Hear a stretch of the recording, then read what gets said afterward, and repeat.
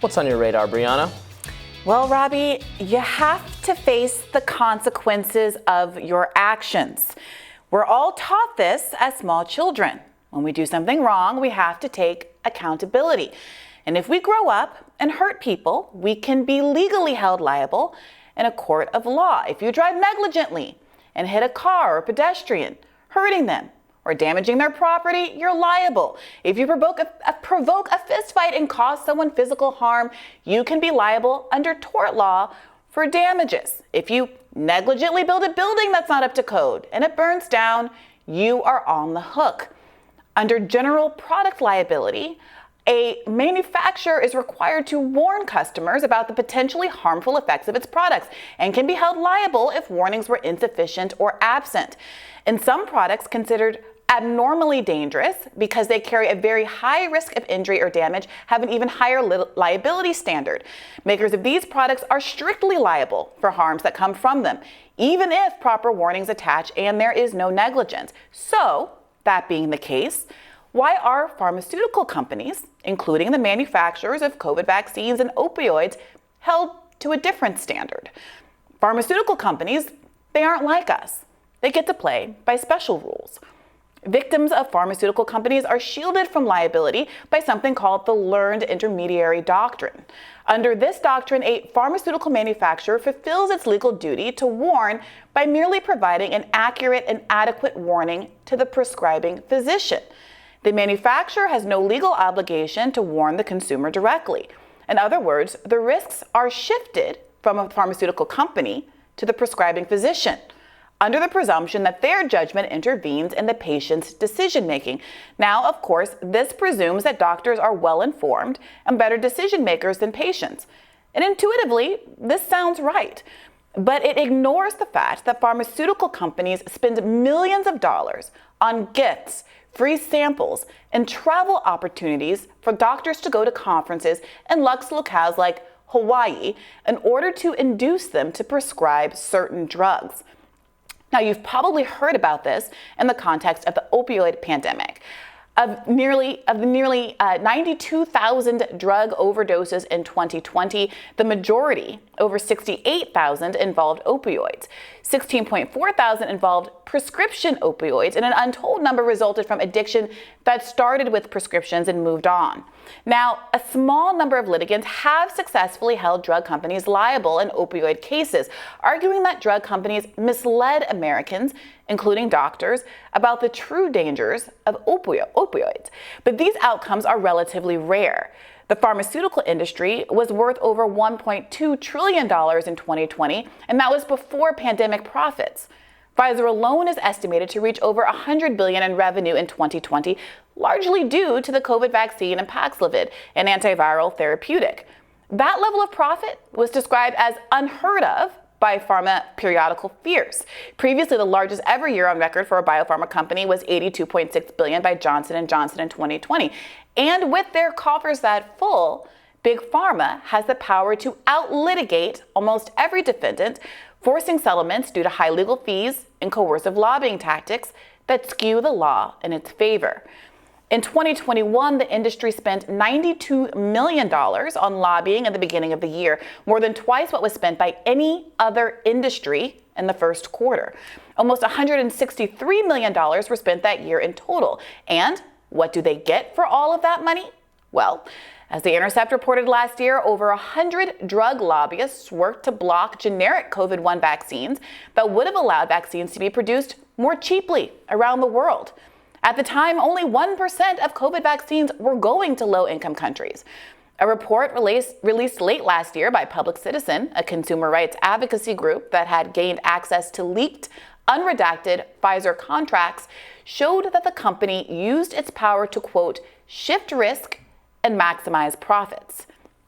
It's crucial to understand how power works here. Government research, not private research, was the core basis for the COVID vaccines. Experts estimate that between $18 billion and $39.5 billion of government spending have gone into these vaccines.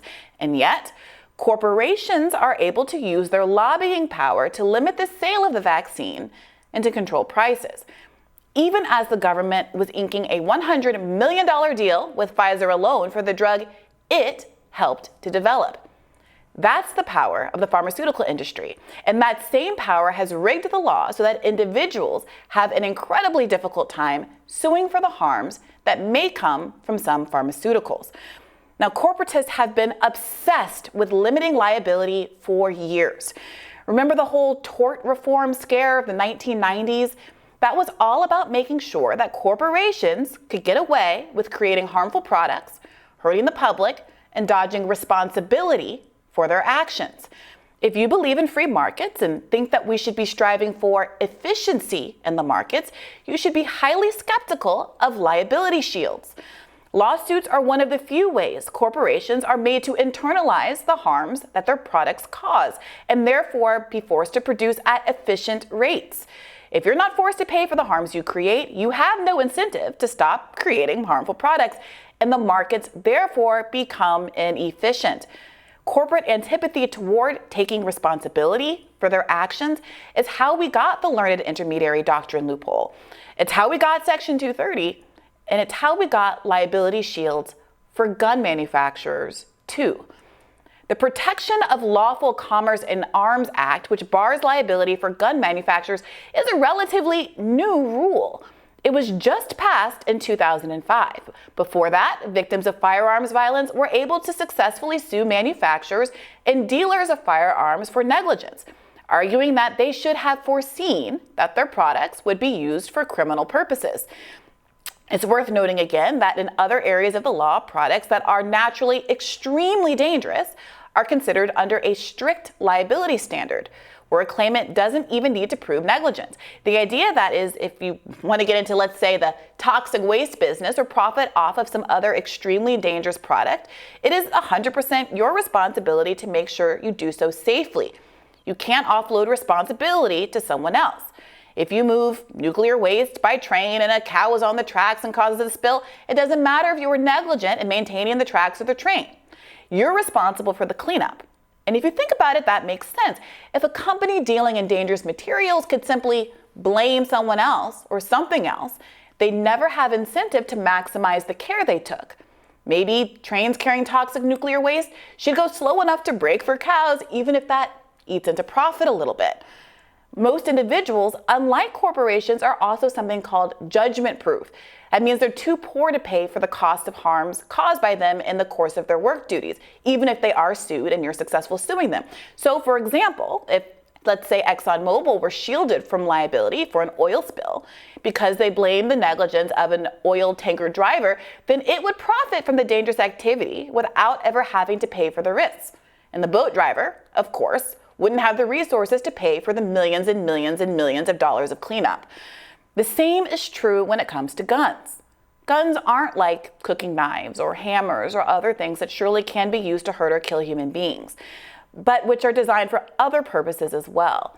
While some guns are designed for hunting, the assault weapons and handguns often used in mass shootings are designed to kill people.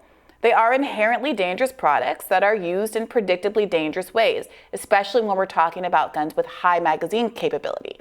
Of course, many people use these weapons legally or for self-defense, and that is their right. I respect it.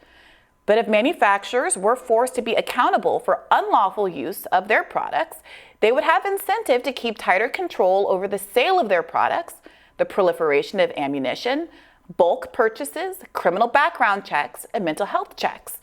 In the wake of the recent mass shooting events in Buffalo and Uvalde, some have suggested that fingerprint guns should become the norm so that only an authorized buyer can discharge their weapon. If gun manufacturers were liable, it would provoke market solutions to the gun problem and largely avoid contentious conversations about the Second Amendment and government interference.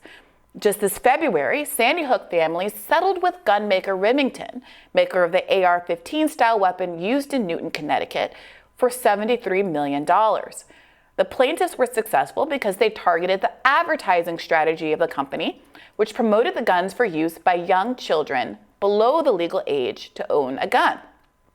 The outcome will likely affect the advertising choices made by the company going forward, and that is a positive development. But imagine what could be achieved if manufacturers were simply required to be responsible for the predictable proliferation of their products among mafias, gangs, in mentally ill teens. Imagine if the people with the greatest control over the safety of their products had incentive to make the products as safe as possible. Imagine if gun manufacturers were held to the same standards as small children. Imagine if they had to take responsibility for their actions, just like you and I do. So, Robbie, I was really shocked to learn that before 2005, there was a much bigger possibility of suing these gun manufacturers. And of course, it didn't mean that every time someone shot someone or used a gun in a criminal enterprise, that the gun maker was liable. But there were these instances where, because they were negligent in the way that they were selling the guns, advertising the guns, not keeping track of the guns, not putting safety protocol on the guns, making it easier to modify the guns in various ways, that courts did find them to be ultimately liable. And this doesn't mean it would be open season on gun manufacturers. No, I take your point. I remember learning about the Deepwater Horizon accident and finding out that, okay, well, why do they drill here in this like incredibly risky sort of environment, and found out, well, the regulations prohibit them from drilling in some places that would be safer because people don't like drilling so close to their homes. But also, there's a liability shield for how much they would have to pay in the event of a disaster that artificially caps it below what the market would pay out. So that does incentivize perverse behavior, where you cut corners, where maybe it is too risky to do this, but now it's not as risky because we're only so liable. So I take your point. I think it's probably a better approach to dealing with a lot of these issues. For the pharmaceutical stuff, so I think of supporting tort reform in the sense of how much you can sue doctors for various things, because when that gets out of control, it raises, and this is probably an issue with the pharmaceutical company too, but the medical costs themselves can get out of control because of the liability insurance that everybody has to have if it's easy to willy-nilly sue everybody for everything. That's the other side of the equation. But the tort reform craze in the 1990s was all about these massive judgments that people were starting to win for, I believe it was a Vioxx, the big Vioxx settlement, which at the time was the biggest win against a pharmaceutical company. And that sent these corporations into a tailspin. Now, to be clear, these drugs had caused an enormous amount of death, pain, and suffering across families, and the damages were commensurate with the deaths that had occurred, with the harms that had occurred. But the argument was, well, this will bankrupt the company. Well, that's exactly the problem. If you're creating products that are killing this number of people and are causing this amount of monetary harm out in the world, and you are still creating it because you're never forced to pay for that harms, you are creating an inefficient market incentive. And tort reform basically curbed what was the legal system doing its job, which is stepping in and doing consumer advocacy and keeping people safe. So of course it got politicized by conservatives at the time, and they talked people out of doing the one thing that was protecting their own interests.